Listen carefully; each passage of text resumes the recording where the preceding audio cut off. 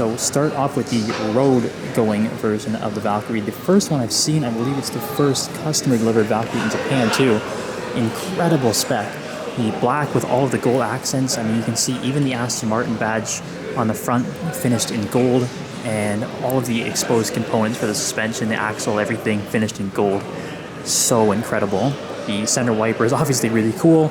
Definitely looks like a Le Mans prototype, especially the way you have to step over the carbon fiber monocoque to get inside. Quick release wheel is in there. Again, more gold accents there. Absolutely incredible. And you can see the amazing details of all the aero, how much air is pushed through this. It's basically an F1 car for the road. And obviously no side mirrors, got these little tiny cameras sticking off of the side. And the back angle of the Valkyrie is almost cooler than the front, I would say. I mean, just there's so many little details we can look at here. With the wing, this crazy looking diffuser. You can see just how much air is flowing through the back of it. There's nothing in the way. It's absolutely incredible. Amazing that this is a road legal car. Another feature I really like is these rear taillights. Almost like these little tiny popsicle sticks hanging out of the back. Very reminiscent of the Vulcan. And have a look at the wheels. Again, gold accents on there as well with the center caps. Absolutely amazing. There's so many details we can look at with the Valkyrie. Now, if we have a look at the other side of the cockpit here, and better look at the tiny carbon fiber bucket seats in the Aston Martin Valkyrie. You can see how thin they are. It's like a MacBook Air. Really tiny.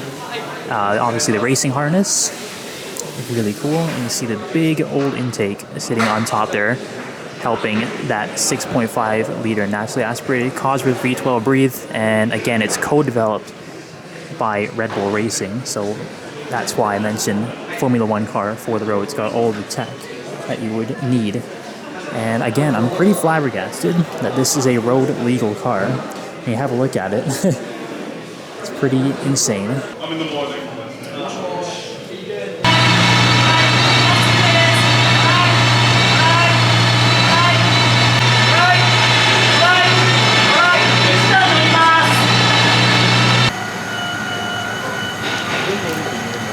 Alright, yeah, this is a car I was really hoping we'd see at least one of at Monterey Car Week, the Valkyrie. It's finished in like a slightly darker than British Racing green, I believe. Got the doors open up. Someone in the passenger seats, I don't want to get too close and bother them, but you can see the cockpit and the carbon fiber monocoque.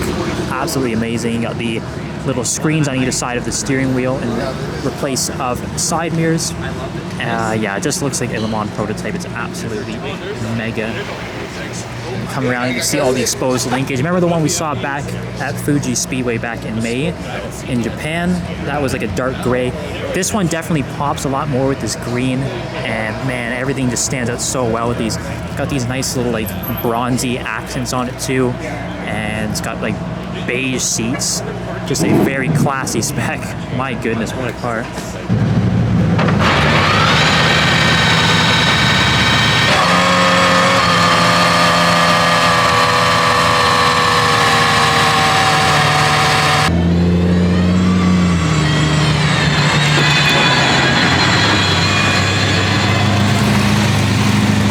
Last time we saw the Valkyrie, well, there was a lot of people around it at Spanish Bay, so we can get a little closer to it. I mean, you can see just driving down some of the country roads, all the stones and the dust are getting kicked up on this.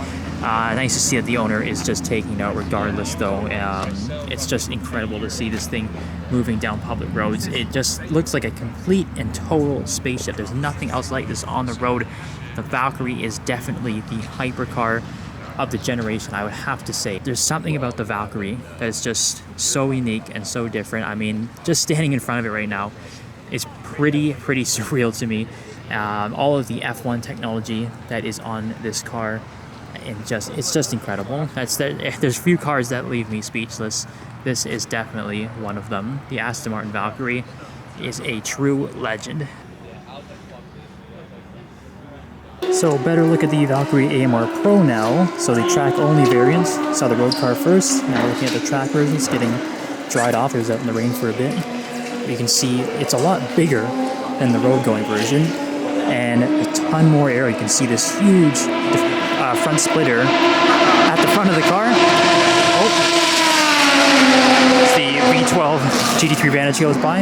Yeah, there's a ton more aero on this car. Obviously, bigger brakes, stiffer suspension, all those goodies. And then you've got that huge shark fin on the back too. That's another additional feature.